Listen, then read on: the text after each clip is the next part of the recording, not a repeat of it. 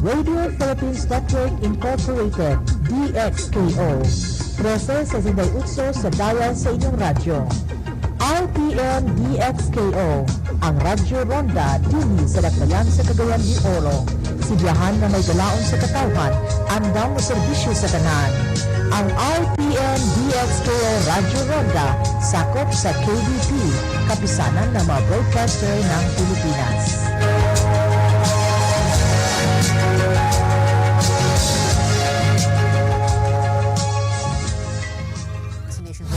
Children officially begins for the May elections. Some presidential hopefuls are here in Metro Manila, others in their hometowns, making the rounds to woo voters. CNN Philippines is closely monitoring developments on the ground, with our correspondents trailing the following. Labor leader Leody de Guzman in Quezon City and Senator Ping Lacson in Cavite. Former Senator Bongbong Marcos, meanwhile, in Bulacan, while Mayor Isko Moreno in Manila. We're also following Senator Manny Pacquiao in General Santos City and Vice President Leni Robredo in Camarines Sur. Let's head first to Naga City in Camarines Sur. Our senior correspondent Anjo Alimario is there. Anjo, what is the first day of Robredo's campaign like? Well, PIA Vice President Leni Robredo begins the toughest battle of her public service career with her fellow Bicolanos who vowed to deliver a solid vote to make her the first Bicolana president. And today, she sought the support of her kababayans and to join her in her journey. Robredo and running mate Senator Kiko Pangilinan opened their campaign at the Angat Buhay village in Lupi. In this town, hundreds of victims of past calamities found a new home through the help of Robredo's office. Robredo finds deeper meaning in this project. It reflects how good governance can make a difference. Dahil ito ang pinakahalimbawa na pag ang gobyerno tapat sa kanyang panunungkulan, pag ang gobyerno bumababa at pinapakiramdaman yung pangangailangan ng taong bayan, napapapunta sa tama ang pera na nasa kaba ng bayan. Pangilinan is proud of their tandem. It has helped those in the sidelines without corruption. Uunahin natin ang agrikultura at pangingisda. Dahil pag sinuportahan natin ang ating mga magsasaka at mangingisda, gaganda ang kanilang ani, gaganda ang kanilang huli.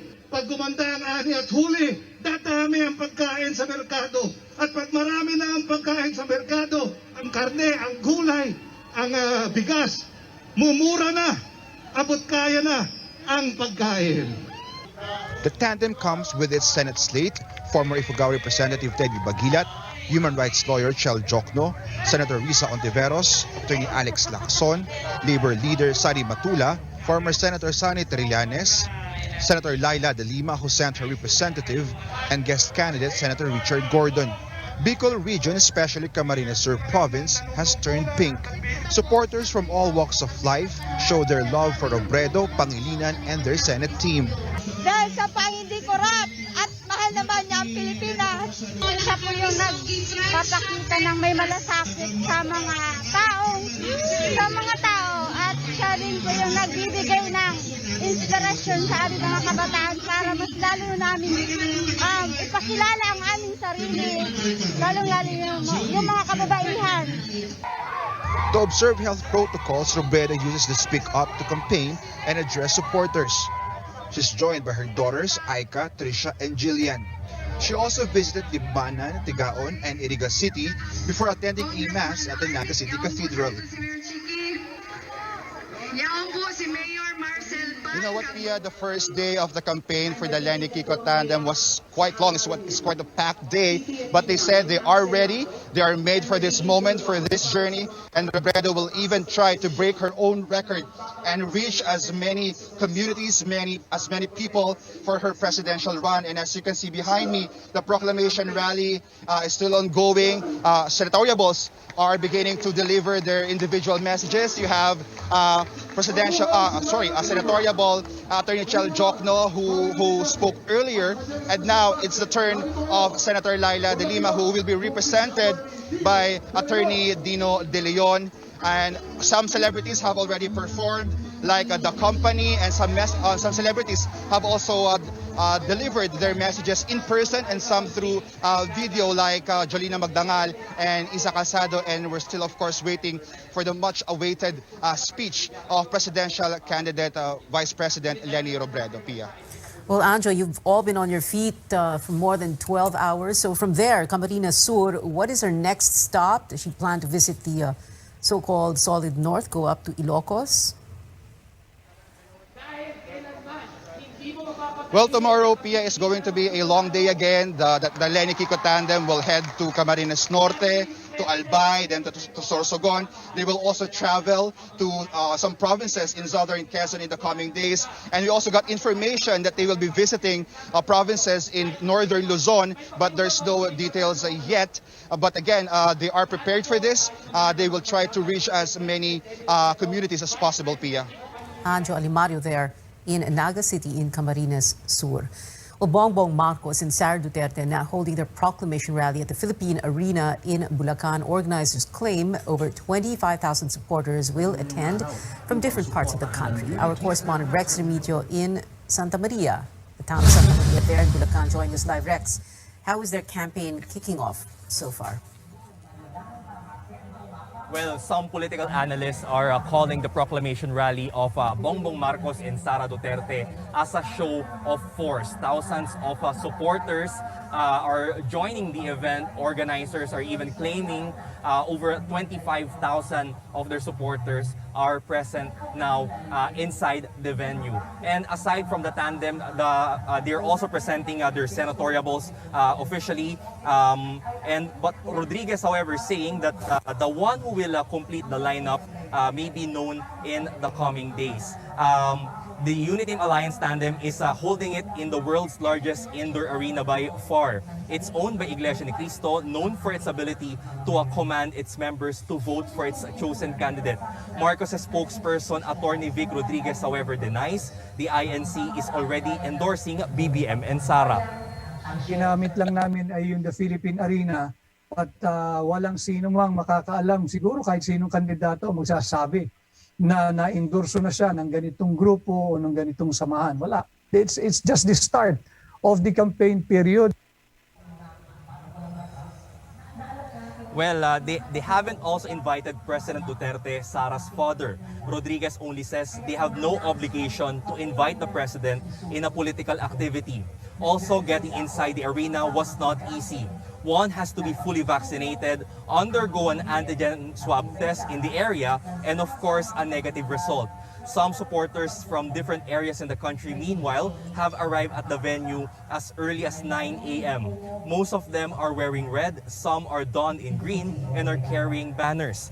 They have different hopes in which they believe the BBM-Sara tandem can fulfill. Maluluklok nga si BBM, iyan ang isa namin, ilalapit sa kanya na matulungan kami magkaroon ng livelihood. Para magkaroon ng trabaho. So pagbubukas ng ating ekonomiya, doon po kasi po papalapit na din po akong magtatrabaho.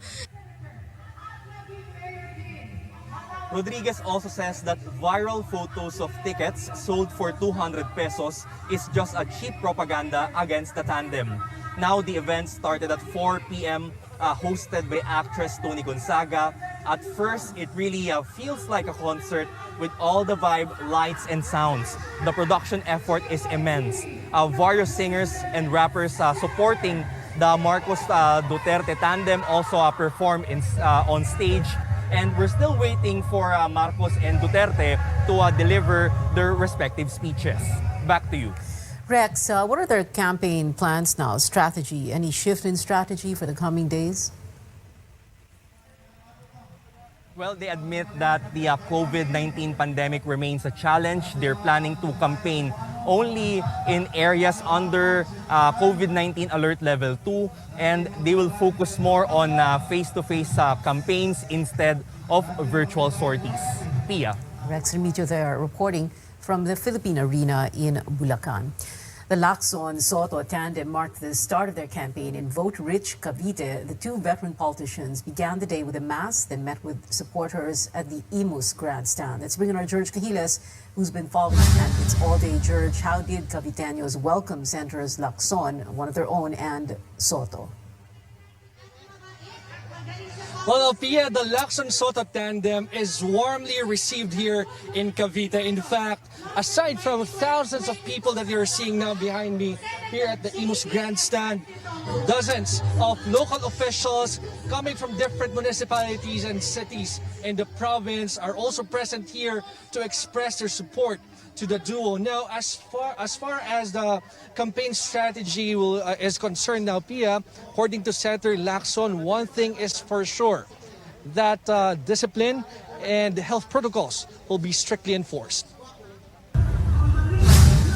Supporters of presidential candidate Senator Ping Lacson and his running mate Senate President Tito Soto are seated orderly on physically distanced chairs inside the Imus Grandstand in Cavite. The Lacson Soto tandem wants their political rallies to reflect the message of their campaign: discipline and adherence to rules. Lacson says they will not sacrifice the health and welfare of their supporters just for the optics. We will run a very disciplined campaign. Disciplined in the sense na dahil may health protocols, I think yun doon kami mag-stand out. No? Makikita yung diferensya compared sa ibang mga kandidato. Yung disiplina, hindi mawawala sa amin yun. Yun din ang gusto namin kasama sa programa namin sa gobyerno yun eh. Gawing madisiplina uli ang gobyerno. Both Lacson and Soto are 73 years old.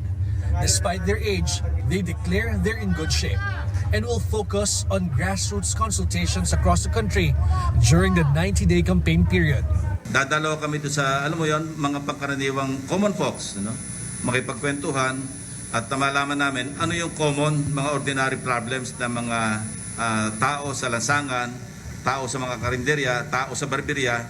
Yun ang isa naming kinukonsidera na puntahan na sa ganun, walang crowd. As early as the day we decided to run, we were prepared mentally and physically. The Lacson Soto tandem considers Cavite as their bailiwick, with over 2 million registered voters. Earlier, however, Cavite Governor John Vic Remulla in a Facebook post said Lacson may not be able to get the majority votes in the second most vote-rich province in the Philippines. Lacson nevertheless says he's quite confident that his fellow Caviteños will rally behind him just like during the previous elections. Well, of the initial 15 senatorial candidates in the Lacson Soto slate, 5 are joining them tonight on stage. They are former PNP Chief Guillermo Ilazar, Dr. Minguita Padilla, former Makati Representative Monsur del Rosario, former Agriculture Secretary Manny Peñol, and former Senator J.V. Ejercito, and the rest just sent representatives or video messages. Soto says most of the re-electionist senators managed to talk to them and explain why they cannot make it tonight. But Senator Lacson explained that those senatorial candidates will remain in their senatorial slate for as long as they will not openly endorse other presidential candidates and vice presidential candidates. Pia. George Cahiles there trailing the Lacson Soto tandem in Imus, Cavite.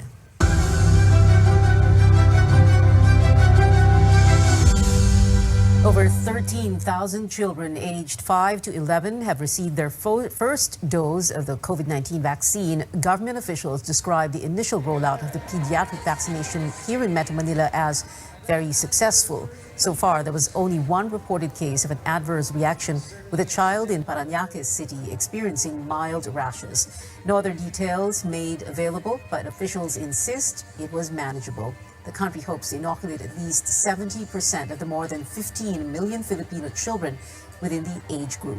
Nationwide rollout will start on February 14. Officials also hopeful local governments can take their cue on how to host kids' vaccinations, similar to how they've been done in the past 2 days. I suppose they have to be consistent.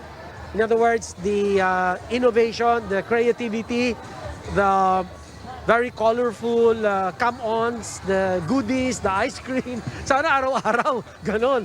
We have to vaccinate this younger generation because it will preserve the Filipino generation in our future. Kasi kung hindi natin sila alagaan, mahirap nakita natin they will be vulnerable. Education Secretary Leonor Briones says vaccinating elementary school children will pave the way for their physical return to schools and the holding of safer face-to-face classes. Tourism Secretary Berna Romulo Puyat, meanwhile, says families can now look forward to more fun trips and vacations since vaccinated kids can now tag along. The DOH says about 500,000 children have signed up for vaccination. Well, after the expansion of vaccination efforts for kids as young as 5, the government wants to immunize 6 million people in the third round of the mass vaccination program. Now, that is set for this Thursday and Friday, February 10 and 11. Vaccine czar Carlito Galvez says the government aims to administer primary doses to 4 million people and booster shots to 2 million others. The rollout will cover all persons aged 12 and above. Over 59 million Filipinos have been vaccinated against COVID-19. Still ahead, it is day one for the campaign of presidential candidate Leody de Guzman, who proceeded with his proclamation rally even without a permit. And the search for the next Miss Earth Philippines begins as the pageant or as applications open for the 2022 edition. More when we return.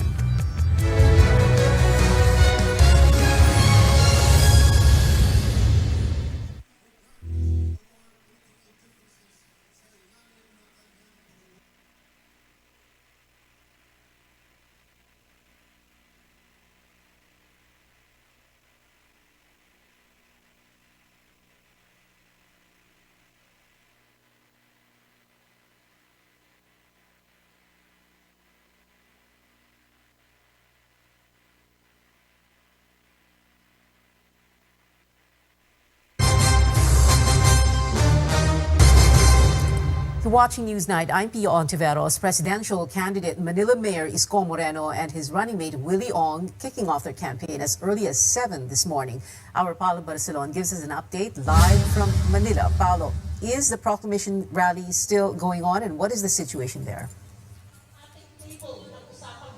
Pia, good evening. The proclamation rally of Aksyon Demokratiko has just started a few minutes ago. That's because the motorcade of the Moreno Ong ticket ended late. It ended past 5 o'clock this afternoon. We just heard Aksyon Demokratiko Chairperson Ernest Ramel, who said that tonight is a welcome and a historic night for the party. If you recall, Pia, the last time Aksyon Demokratiko fielded a presidential and vice presidential bet was in 2004 when the tandem of the late former Senator Raul Roco and former Tarlac Congressman Hermie Aquino ran for the presidency and vice presidency.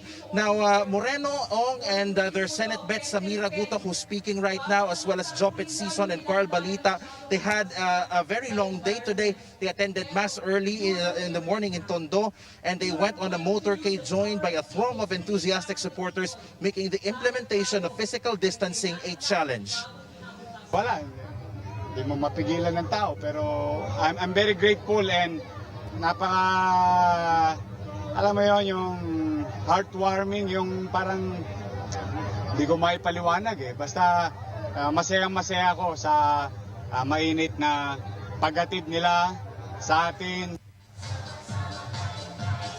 Moreno's campaign strategist Leito Banayo says he hopes the poll body would see the current situation and make adjustments to allow candidates more breathing room to interact with supporters. During his listening tours, Moreno had been closely interacting with supporters, but today he's on a flatbed truck surrounded by staff tossing giveaways and without the usual shaking of hands and selfies due to COMELEC regulations. We can't debate with the COMELEC over those rules, no? But hopefully they will see that it will be very difficult also to police or to ascertain strict conformity with these rules.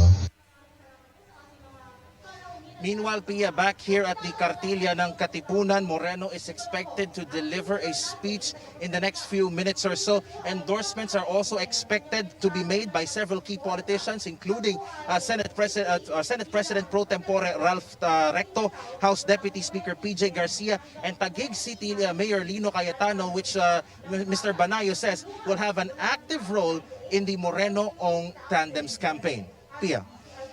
Paolo Barcelon there reporting from Manila. We now head over to General Santos City in South Cotabato, where presidential candidate Senator Manny Pacquiao is starting his campaign. Cian Arcangel joins us for the latest. Cian, go ahead. Residents of General Santos City throw their all-out support for Senator Manny Pacquiao's presidential bid, like they did in his boxing fight. Around 25,000 supporters gathered at the stadium here to cheer the city's beloved son, who literally fought his way from poverty to become a billionaire politician. Supporters we've talked to say that same thing. Pacquiao deserves to become the next president because of his compassion for the poor. Many of Pacquiao's supporters have been here since noon, braving the heat to see him. Kasi marami siyang plano eh. Marami siyang magandang plano sa Pilipinas. Yun lang ang siguro ang makatulong sa mga mahirap. Yes po. Kasi aside sa syempre from Jensen siya, yung puso niya para sa masa, nandiyan po. Kasi nakikita naman namin kung ano yung mga sinasabi ni Senator o ni President Manny Pacquiao na para talaga sa mahihirap. Hindi kami naniniwala sa mga kasinungalingan dyan, sa mga sabi-sabi. Okay, 100% nandiyan saan kay Manny Pacquiao suporta. Pauni country. Karapat dapat sa iboto para sa mahirap, para sa masa, Manny Pacquiao, lahat tayo. Former broadcaster Manny Rafi Tulfo, who's among the top-ranked senatorial bets, is expected to personally attend Pacquiao's proclamation rally. Also present is former Eastern Samar Governor Luzgardo Barbo. Senator Sherwin Gatchalian is actress Bianca Manalo. Pacquiao's running mate, Buhay Party List Representative Lito Atienza, will be giving a video message. Atienza needed to stay in Manila since he recently lost his balance. Other senatorial candidates will be giving video messages since Pacquiao shares them with other presidential bets. Pacquiao's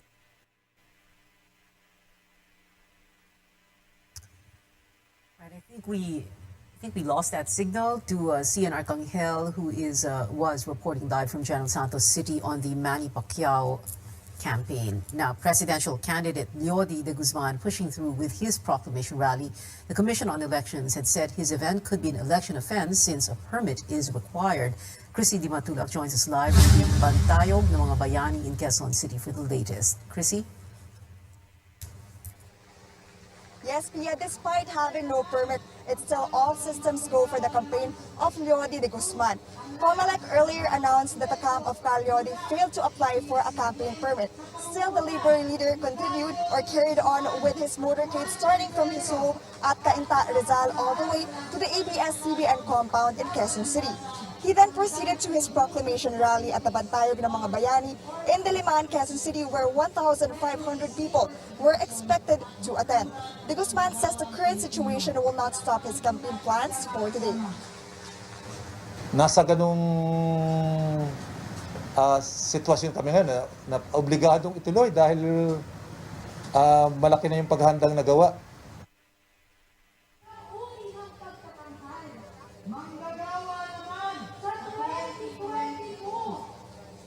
Pia de Guzman adds he does not want all resources and efforts meant for today to go to waste. Cal Leody ran for senator but lost in the 2019 elections. He now has set his sights on the presidency, which he says will give him a bigger platform for his advocacies, including ending contractualization and providing more opportunities for farmers and fisherfolk. Pia? Chrissy, since Cal Leody proceeded with his campaign, did he talk about the possibility of facing sanctions for that?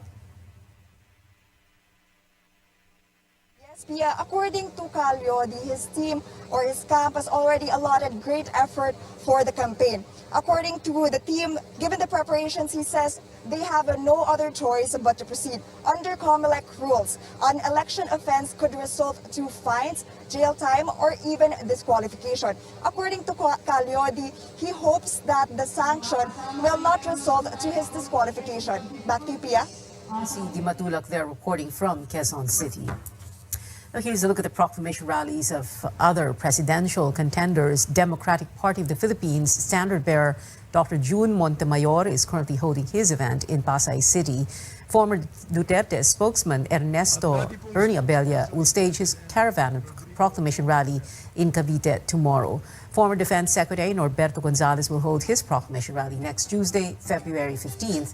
And the team of businessman Faisal Mangundato says the presidential candidate has yet to schedule an event. Mangundato, Pacquiao, and Gonzales have confirmed they are taking part in Comlec's campaign e-rally this 7 p.m. Some vice presidential and senatorial candidates are also expected to participate, as well as party lists and political parties in the 2022 race. Well, still on Newsnight, just 5 more days until alpine skier Asa Miller hits the slopes at the Beijing Winter Olympics. Take a closer look at his preparations. And the search for the country's Miss Next Earth Queen is on. You're watching CNN Philippines.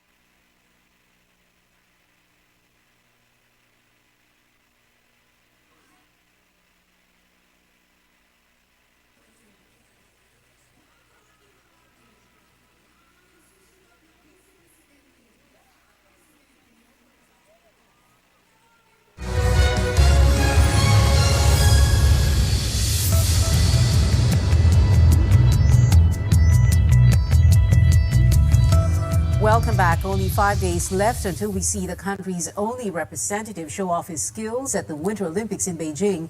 Alpine skier Asa Miller, not Asa as I said earlier, is competing in 2 events for his second Winter Games stint, the men's giant slalom on Sunday, February 13, and the men's slalom next Wednesday, February 16.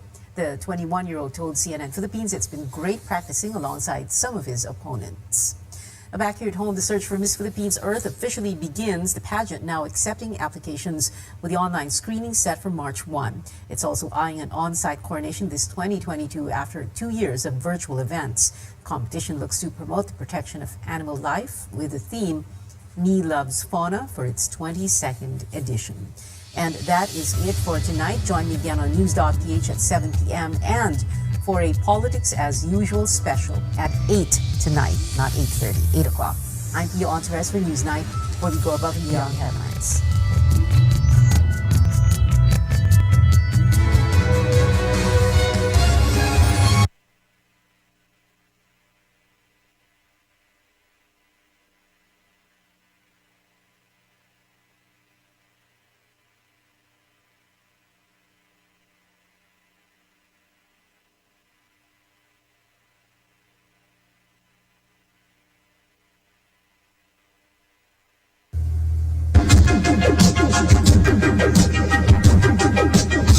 RPN, Radio Philippines Network Incorporated, DXKO.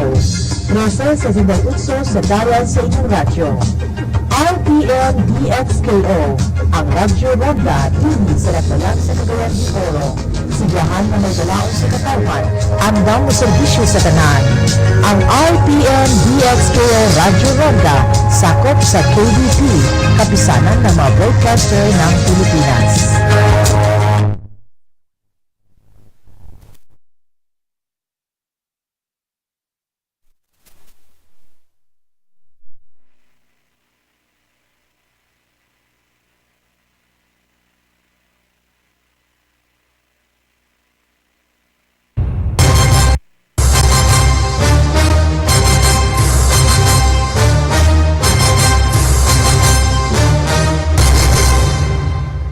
A former defense chief has changed track and is now pursuing a Senate seat, but the road to the Senate is daunting because of personalities, returning senators, and those seeking re-election joining the race. Also, we get to know what happened to talks for a supposed Sara Gibo tandem.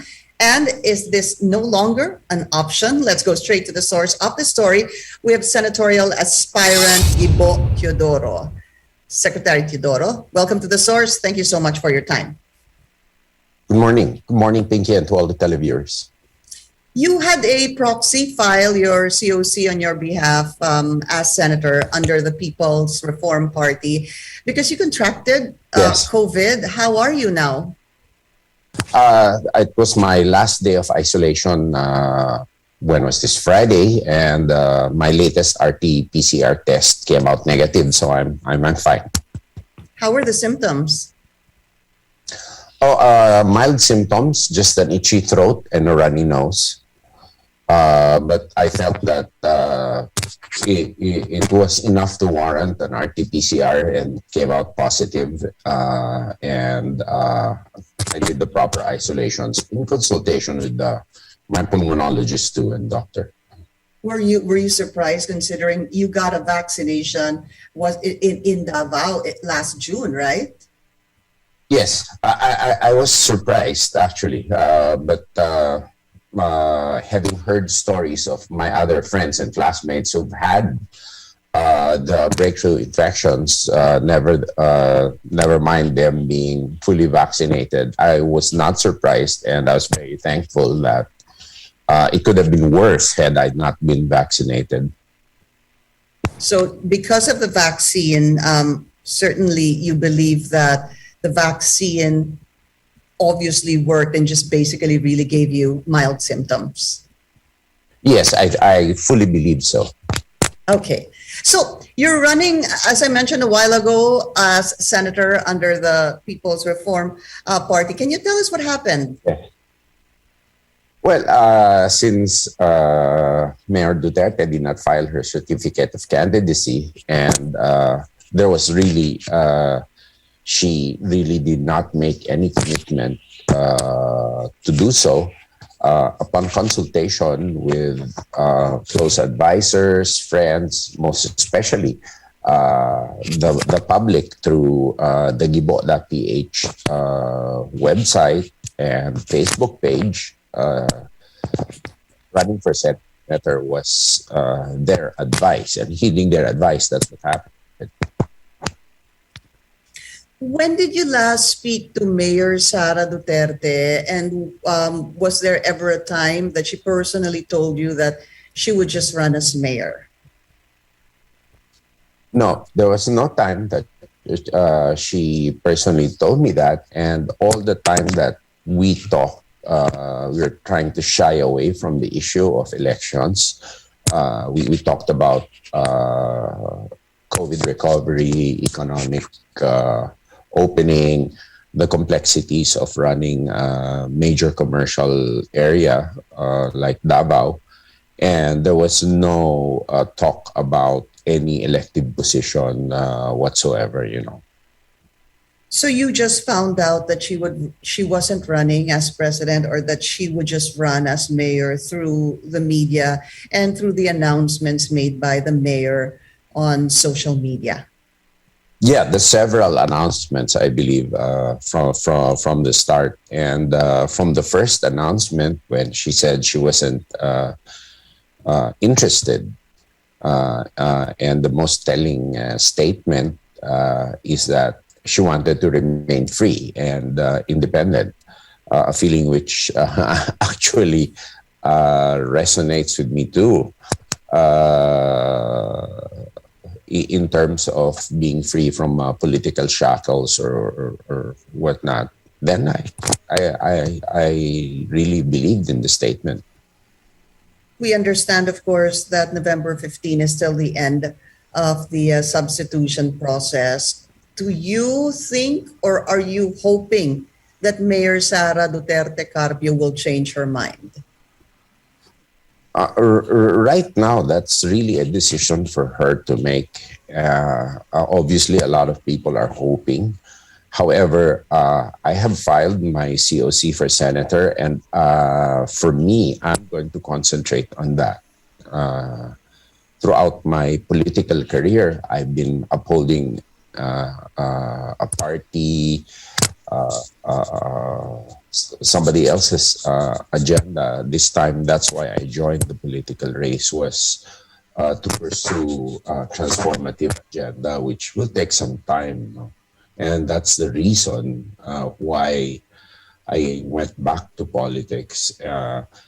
Post-pandemic, there's an agenda that we must transform the country. The past cannot be the future anymore, particularly with a fast-shaping world with disruptions and innovations happenings around the world. And that's why I decided to join again. But you said, of course, this is obviously, as we all know, the choice of Mayor Sara. But are you personally hoping that she would change her mind? Right now, I'm. If she would change her mind, there would have to be a very, very good and big reason for it, and that's within her and for her to decide. So my mindset now basically is on the senatorial campaign, which I have to concentrate on. I know that I'm running on the same race with very, very known and popular individuals, returnees, and so I have to think of my own situation first. Your own campaign? Yes. Yeah. So does that mean certainly, absolutely, that you will no longer pursue the vice presidential race, that you will for sure run as senator? It would be very unlikely for me to shift at this time. It would have to take a major reason, positive reason, which would be beneficial for the agenda I'm pursuing to do so. But right now, there's no reason for me to shift. What would make you shift? I wouldn't know. I wouldn't know. It has to be really heavy and important and doable, you know. Let's say, hypothetically, sir, Mayor Sara Duterte Carpio runs and she asks you to be her vice president. Is that a heavy enough consideration for you to accept? I'll have to think about it. I'll really, really have to think about it. I'll have to see where I stand. I'll have to think about how my agenda will be accepted. And those are just some of the criteria I'll have to think about. Plus, So that of there- course, the winnability factor is also very important. Right. So there's still a possibility. There's still a small opening there. That's how I'm understanding your statements. There are no yeses, firm yeses or nos. But right now, it's highly unlikely. Let's put it that way. Okay. We need to take a very short break. The source will be right back.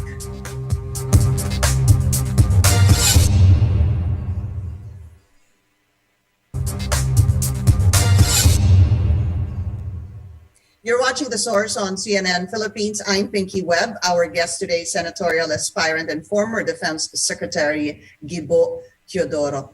Sir, so I understand, of course, your track of mind right now is obviously to pursue your senatorial bid. But I just want to ask, who are you inclined to support as president and vice president, given those who have filed their COC so far? I think it's the reverse. Whoever will support the agenda of Bagong Pilipinas para sa bagong henerasyon and cooperate with it. I think I joined the People's Reform Party so that I'm independent to pursue that agenda. And right now, I'm just concentrated on pursuing that agenda, building my base. And the question of who to support as president or not does not come into play because the party has not decided to support anyone yet. And running as a senator, so far, who else is in your team? I think the PRP, I'm the lone candidate for it. So far, no? Yes. Yeah, because there's talk on presidential spokesperson Harry Roque. He said that his decision to run is something that he needs to still ask Mayor Sara Duterte and President Duterte as well. So far, it's you right now, part of the team. Yeah. It's something that you mentioned. You mentioned a while ago, no, sir, that there's a lot of personalities. Even I said that a while ago. Even re-electionists, returning senators, popular personalities vying for the Senate seat. How difficult do you think this election will be for you? It's admittedly going to be difficult, given that I've been away from the political scene for quite some time. And you're going against popular names. And I know that really the personality counts for a lot in local politics. But hopefully this can be overcome by the networks and relationships I've developed throughout the years, particularly with local leaders and other politicians. And social media now has a very, very great impact, and hopefully that will level the playing field, so to speak, insofar as I'm concerned. You were talking about social media. I think it was back in February that you had changed your Facebook photo to a check. You added, I think, a check and changed it to green. And Yes. it somehow sparked the return, a political comeback for Gibo Teodoro. What happened back in February? Well, I think that's when the final decision within the family, my wife and our son talked about it. We agreed that it would be a go that I tried to make it back to public service, given that perhaps this is the best time that somebody who's had both government and private sector experience could be helpful to the country. And that's when the check mark was put in. But what pushed you? What made you say that 2022, I'm going to make a political comeback? No, actually, it was a long process, and it was a process of the pandemic too. That for in any time that perhaps the country would need my services, or the country would have the option, should they wish, to avail of my services and expertise. Mm-hmm. And my family also talked to me about it, that it's the right thing to do at the right time, where there's no one person who probably has the monopoly of solutions, the monopoly of wherewithal, the monopoly of skills needed to run the country, but everybody should pitch in. And my family told me that, it's your duty to the country that you do so. And that decision was come up and came from there. But there were a lot of people also who were asking that since even before the pandemic, bumalik ka na, why don't you give it another go? But there was no compelling reason at that time. But after the pandemic, I think this is as compelling a reason as possible, as you can have, rather. Right. Because it was you were gone for, well, in the public eye, I'd say for about 11 years, maybe 10 to 11 Yes. years since the 2010 elections in the UBA. So I didn't see or hear much of you in the past years. And then it was a surprise, in fact, for a lot of people when you made your way to Davao City. And I remember even Secretary Andaya, Congressman Andaya, saying, this as Mayor Sara Gibo is a done deal. What was so done about that back then? That's perhaps what he felt. He explained that's the vibe he felt, and he was really, really excited about the possibility. So he gave that statement, and he gave that statement in full faith and belief that it would have been a good thing for the country. However, such was not to be. And so yeah. Yeah, he believed that. Did you believe that as well?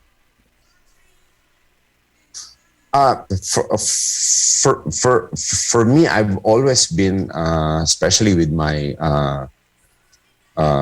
experience in 2010 and my experience in the private sector, I've always been a bit one step backward from being over exuberant about things. And okay, so you're more pragmatic. Actually, not even pragmatic. Yes, pragmatic in a sense, and conservatively so. Okay. I wanted to ask you, when your family was discussing this, and even friends, that maybe it's time to make a political comeback, what was foremost in your mind? When you say political comeback, did you think, well, I want to run as vice president, I want to run as president, or I want to run as senator? Was there an option A for you? What was option A? My experience in the private sector is that the majority of the experience in institutional private sector was as an independent director. Basically, as one who views you're part of the institution, but you're there to have a second look at things and view things on a macro perspective. And that's perhaps how a vice president can be really, really beneficial to an administration or to a president. And you can also give in positive inputs on an independent basis as you see things, and you can backstop. And so the vice presidential role would have really been perfect. Plus, I could go around the country advocating for and asking questions about what the young feel the future should look like for them. It would have been perfect, and but such is not to be as of this day. And so I'll still continue the movement. That is a commitment, and try to work within the legislature to shape, to introduce more efficiencies into the government, and try to make things easier for the private sector and for any citizen to deal with the government. So really, option A was to run as vice president, but because that didn't pan out, option B would have been to run for the Senate. I wanted to ask you before we go on a break, Sir Secretary, what happened? Why did you reject or did not accept President Duterte's offer, weren't you offered twice to become once again the Secretary of National Defense? Well, at that time, I just had taken on two new assignments in the private sector. Secondly, I was busy with my family and with my mother too.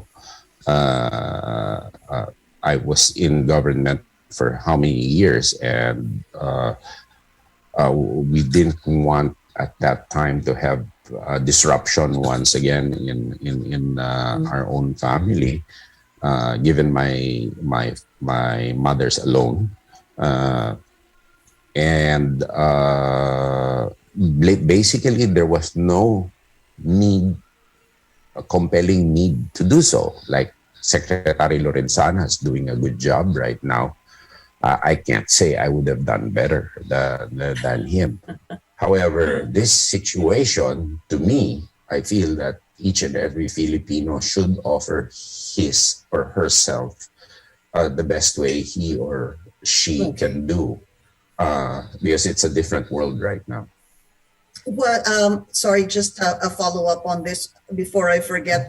Have there been feelers from other parties to adopt you to be part of their senatorial slate? There have been, and I'd rather they announce it rather than me. There have been.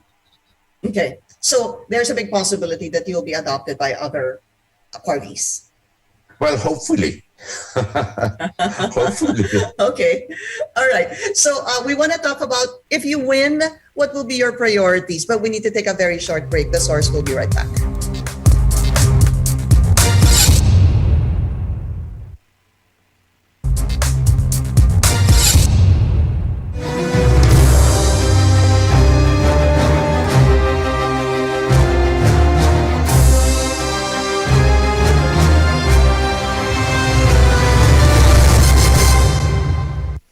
You're watching The Source on CNN Philippines. I'm Pinky Webb, up close and personal now with senatorial aspirant Gibo Teodoro. Okay, sir, just want to quickly get first your thoughts on the hearing at the Senate. They are about to release a partial report on the budget that has been used for the government's COVID-19 response. Have you been following it? And if so, what are your thoughts?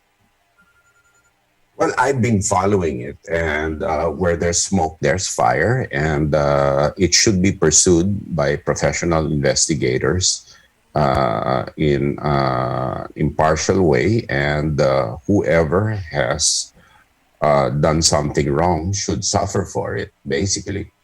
But this should not also serve to stall the need to acquire vaccines as quickly as possible, because vaccinations are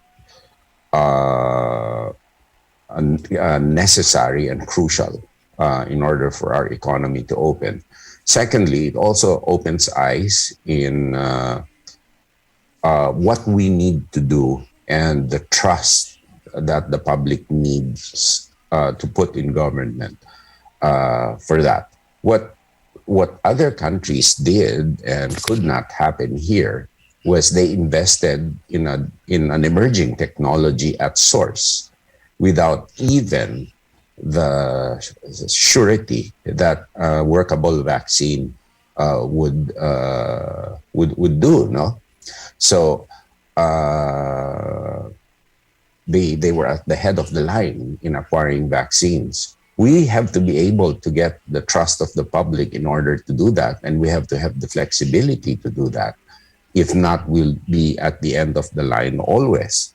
And that goes to our interconnectivity. For example, our digital infrastructure and our digital architecture, which is really important. Off-the-shelf solutions will not do for us.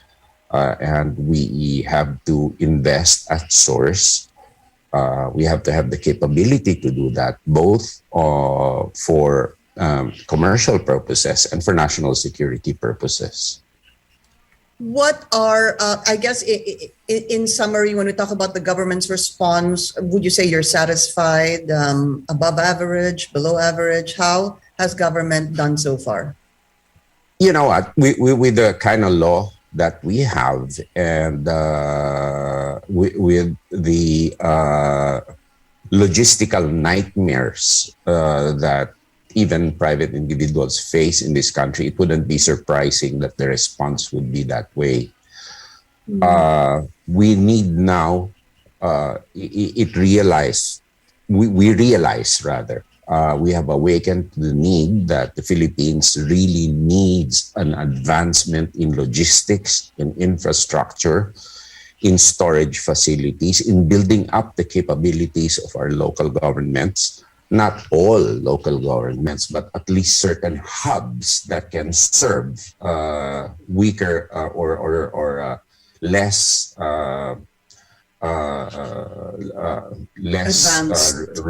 advanced local government units, less developed rather, local government units to serve as hubs. And that would ease our problem a lot. And we need a lot of investments in that. And that's one of the things that I would be pushing for more infrastructure, for interconnectivity, both digital and physical infrastructure. Okay, we have the yes or no question. This is the part wherein you just answer yes or no without any explanation. I only have 1 minute left. I hope you don't mind, sir. So the first is, are you in favor of easier public access to the SAL-N of the President, Vice President, and members of Congress? Yes or no? I've always done it. So the access has been always easy for me. So yes. Do you support lifting foreign ownership limits in the Constitution? Yes, I do. Actually, yes, I do. Are you in favor of the reimposition of death penalty for drug-related crimes? No, not for the reason that just no, not because I oppose it, but because the judicial system probably might lack resources to guarantee a fair trial. Should a sitting president be allowed to run for vice president in the next election? Well, to me, ultimately, let's leave it to the people to decide. So, is that a yes or whatever no? Legal, people will decide anyway. Okay, are you in favor of resuming peace talks with communist rebels? No, actually, no. That's already been done. And lastly, should the country be more aggressive in protecting its maritime interests in the West Philippine Sea? It should be more aggressive, yes. But how aggressive it is varies, no? Because internationally, in international bodies, we can only do so much. Unfortunately, as the president said, the UN itself is one of the most undemocratic organizations because of the veto power of the permanent members of the Security Council. All right. Sir, we've run out of time, but I'd like to thank you for this opportunity to be able to speak to you. And of course, good luck to you. Good. Thank you so much. And thank you for the opportunity. Good morning and have a great week ahead. And thank you to senatorial aspirant Gibo Teodoro. Thank you for joining us here on The Source. I'm Pinky Webb. You're watching CNN Philippines.